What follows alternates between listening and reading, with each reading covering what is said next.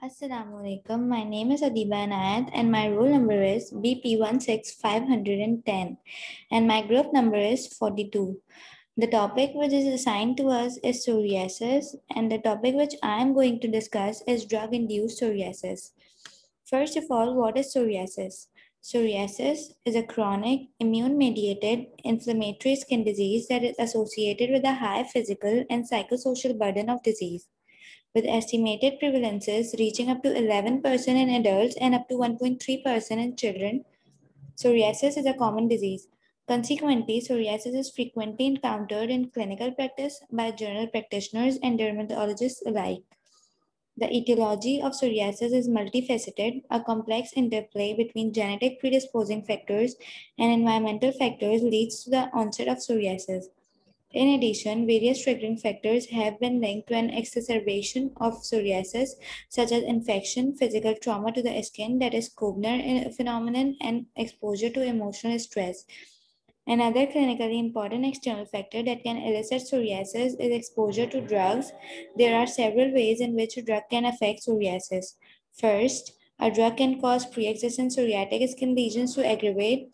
Upon discontinuation of the implicated drug, the psoriasis exacerbation can decrease, that is, drug-induced psoriasis. Alternatively, the induced psoriatic skin lesions can persist, that is, drug-aggravated psoriasis. Secondly, a drug can cause onset of new psoriasis lesions at clinically uninvolved skin in a patient with a personal history of psoriasis. Third, medication use can provoke psoriasis de novo in a patient with a personal or family history of psoriasis. Now, what is drug-induced psoriasis? In some people, psoriasis is drug-induced or drug-aggravated. In drug-induced psoriasis, discontinuation of the offending drug leads to the clearance of psoriasis. It occurs in patients with no previous history of psoriasis. In drug-aggravated psoriasis, the disease continues to develop even after the causative drug has been discontinued. It typically occurs in patients with a personal or family history of psoriasis. These forms of psoriasis differ from psoriasiform drug eruption, a group of papular drug eruptions characterized histologically by epidermal hyperplasia and hypergranulosis. Possible scenarios of drug-induced psoriasis. There are two possible scenarios by which drug-induced psoriasis. Exacerbation of psoriasis, in which exacerbation of pre-existing psoriasis leads to remission following treatment discontinuation or persisting following treatment discontinuation. The other scenario is induction of psoriasis. Induction of psoriasis on previously clinically in a patient with a personal history of psoriasis or induction of psoriasis de novo in a patient without a personal or family history of psoriasis. Drugs that induce psoriasis includes beta blocker in 20% of patients with psoriasis, example propranolol, metoprolol, bisoprolol, lithium in 50% of patients with psoriasis, and less often other medications that are given to improve mood. Antimalarial drugs, example hydroxychloroquine, chloroquine, quinaspirin, antibiotics, example amoxicillin, but it may be the infection for which the antibiotic is prescribed that is the cause. NSAIDs including indomethacin and aspirin, ACE inhibitors, TNF alpha inhibitors, other common triggers for psoriatic exacerbation include trauma, sunburn, streptococcal infection, HIV infection, and emotional stress. Potential drug involvement in psoriasis. In clinical practice, identifying drug-related causes of a psoriasis flare can be difficult for various reasons. One complicating factor is that the latency period between a start of the medication and onset of psoriatic skin lesions can vary considerably between drugs. Medication with a typically short latency period include terbinafine, whereas lithium and beta blockers can be associated with a relatively long latency periods up to 12 months. Consequently, a temporal relationship is sometimes not immediate apparent. A psoriasis flare in the absence of known triggering factors such as infections and emotional stress should raise the possibility of the drug-related cause. Another issue is that the psoriasis flare can persist following discontinuation of the suspected medication. Moreover, there may be a little difference between classical psoriasis and drug-related psoriasis in terms of clinical and histopathological features. First, clinical features.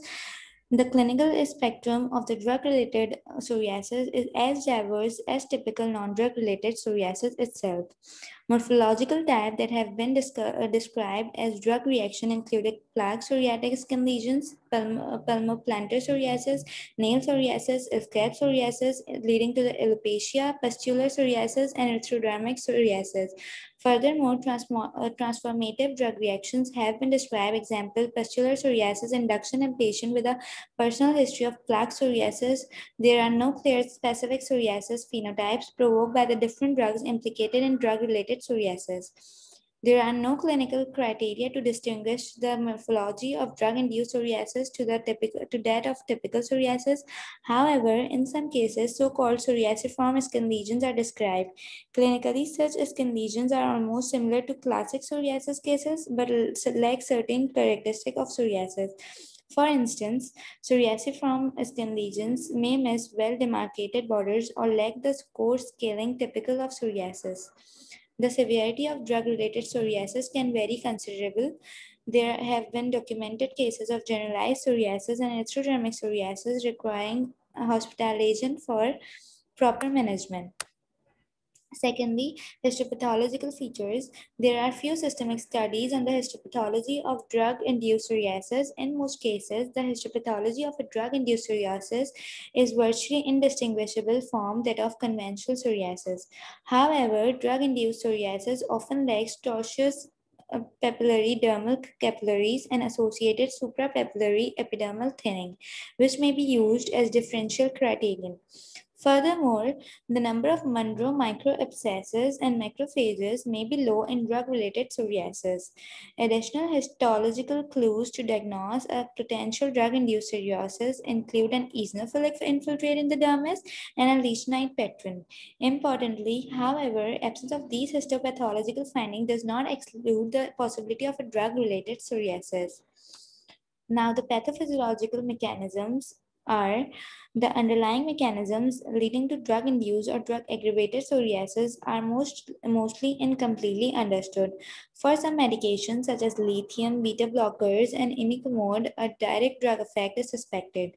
Alternatively, indirect mechanisms are sometimes implicated by a Koebner phenomenon, example in case of drug hypersensitivity reactions, allergic reactions, irritant reactions, and a phototoxicity. Several drugs have a well-described mode of action by which they can induce the development of psoriasis. Such mechanistic insights have helped to elucidate the pathophysiological pathways underlying psoriasis. One example is interferon alpha, which plays an important role in the initiation of psoriasis. In psoriatic skin, activated plasmacytoid dendritic cells produce type 1 interferons, such as interferon alpha, which in turn triggers a cascade leading to pro-inflammatory cytokine production.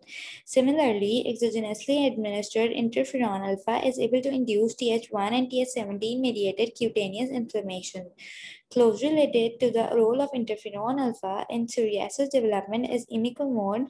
Imiquimod is a topical toll-like receptor TLR7 agonist that can activate cutaneous plasmacytoid dendritic cells to produce interferons.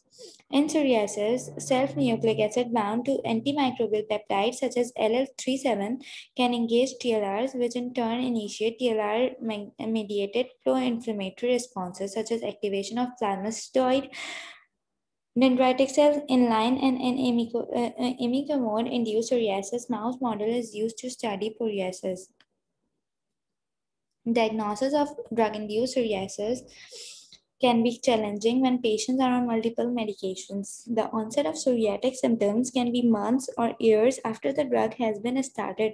Careful patient history is essential in any patient that presents with new onset psoriasis and must include their current medications. The possibility of other triggers for psoriasis apart from drugs should be taken into consideration. Management of drug-induced psoriasis. The first step in the management of drug-related psoriasis is stopping and replacing the offending agent when possible. However, the psoriasis skin lesions may show no to minimal improvement upon treatment discontinuation of the suspected drug. When additional skin-directed therapy is needed, the treatment options that are normally available psoriasis can be initiated. These options include topical treatment with corticosteroids and or vitamin D analogs, UV-based phototherapy, and systemic treatments such as methotrexate, acitretin, and fumaric acid esters and biologics. Cases have been reported in which systemic treatment with methotrexate or cyclosporin was needed to sufficiently control drug-induced psoriasis. Now here is a case study of a 69-year-old male patient with a history of psoriasis attends a pharmacy looking for advice. In the past, his skin disease has always been well controlled with topical preparations. He was recently admitted to the hospital with a myocardial infarction and has noticed a marked deterioration in his psoriasis since discharge. During his admission, he was commenced on aspirin 75 mg daily, simvastatin 20 mg daily, atenolol 25 mg daily, and enalapril 5 mg daily. What is the likely reason for the exacerbation of his psoriasis? How should this be treated? Okay, now the subject is we have gender male. Age of the patient is 69 years old and he has chief complaint of psoriasis and myocardial infarction. The medication which he's taken is aspirin 75 mg daily, simvastatin 20 mg daily, atenolol 25 mg daily, and enalapril 5 mg daily. In object, we have no vital signs or lab report. In assessment, the patient's psoriasis could have been worsened due to the stress of his recent illness, but it is probably secondary to the introduction of atenolol and enalapril. Both beta blockers and ACE inhibitors have been associated with the worsening of psoriasis. Given the recent myocardial infarction, any interruptions or substitutions to the treatment must be made in conjunction with the patient's primary care doctor or cardiologist. Okay, so in the plan, we have planned the worsening of psoriasis with beta blockers is likely to be a class effect, and therefore substituting a different beta blocker is unlikely to resolve the problem. Prescribe an alternative antihypertensive such as calcium channel blocker. If calcium channel blocker does not ameliorate the situation, then the ACE inhibitor may be suspected and trial stoppage may be considered. An ARB, angiotensin receptor blocker such as candesartan may be acceptable as an alternative. Conclusion: exposure to the certain medications can either induce or exacerbate psoriasis. However, the association between specific drug and psoriasis development have not been studied systematically. The available evidence is limited predominantly to anecdotal single case reports or retrospective case series. Traditionally, drugs that are strongly implicated in psoriasis include beta blockers, lithium, a synthetic antimalarial drug, and imiquimod. More recent associations have been reported for targeted treatment using monoclonal antibodies or small molecules that are used in oncology and immunology. Examples include TNF-alpha inhibitors such as infliximab and anti-PD-1 immune checkpoint inhibitors such as nivolumab. Clinicians should be aware of potential associations, but currently a practice gap exists in the recognition and the management of drug-related psoriasis. The first step in resolving a drug-related case of psoriasis is recognizing a potential offending drug from the patient's medication list. Using the Naranjo Adverse Drug Reaction Probability Scale may further help in the quantification of the potential link. Suspected medications may be discontinued and switched to an alternative medication when possible, while the psoriasis should be treated according to the standard guidelines. Increased clinical awareness for medication-related causes of psoriasis induction or exacerbation should result in earlier recognition and treatment, which ultimately would lead to the better management in psoriasis treatment. Thank you.